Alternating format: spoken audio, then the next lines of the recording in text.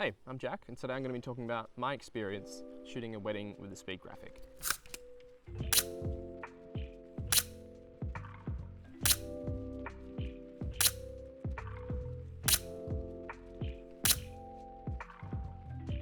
Now I can tell that people straight away are going to be asking, why would you do that? My good friend was getting married and he brought 3 photographers along and he just said, shoot it in your own style.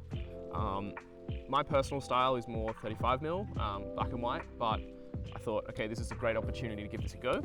So I put 6 sheets of foam pan 100 and I pushed them to 200, just developed them in Rodinal, which I think is a beautiful combination.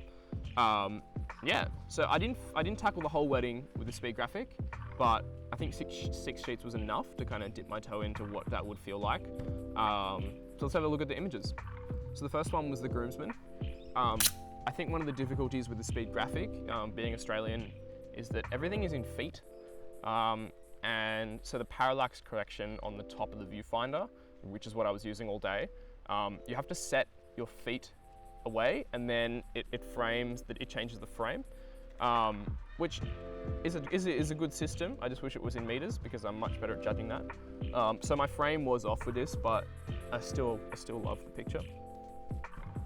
The second frame was inside the church, and this was okay. I think I was shooting this at 1 second, so it's not the most ergonomic camera to hold, and so it can get a little bit tough with holding it for longer shutter speeds.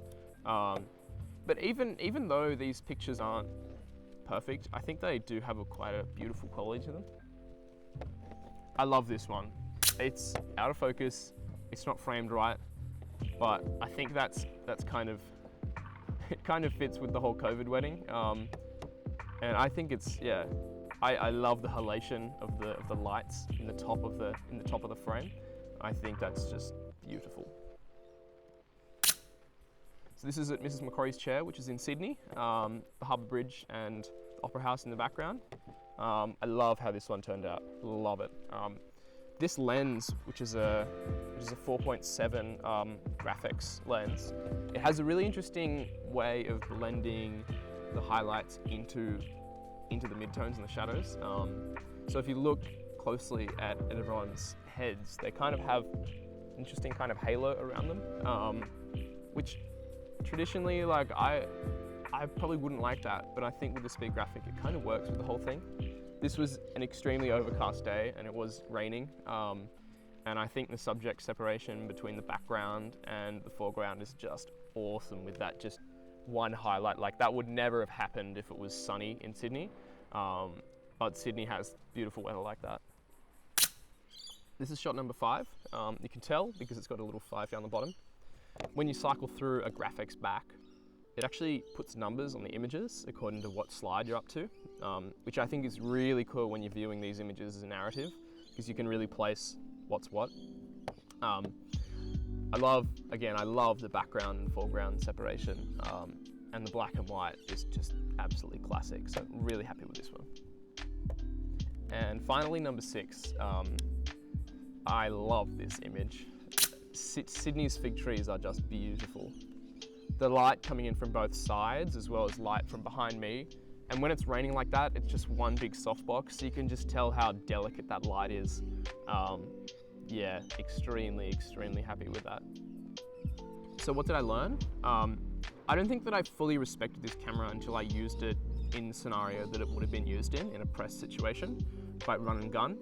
And when you tell people that you're only going to shoot 6 sheets on the whole day, there's a great deal of reverence that's given to it, and people will just fall in line, which is really quite nice.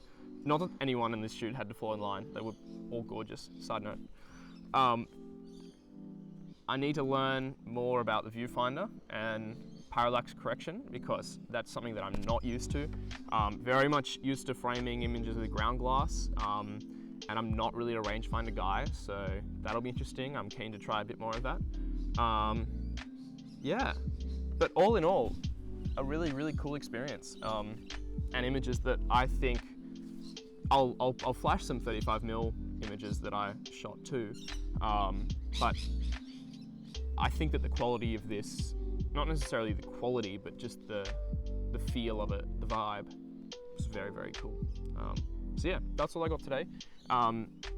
If you do want to tag along, I'm going to try give YouTube a bit of a go this year and see where that goes, because you never know until you try.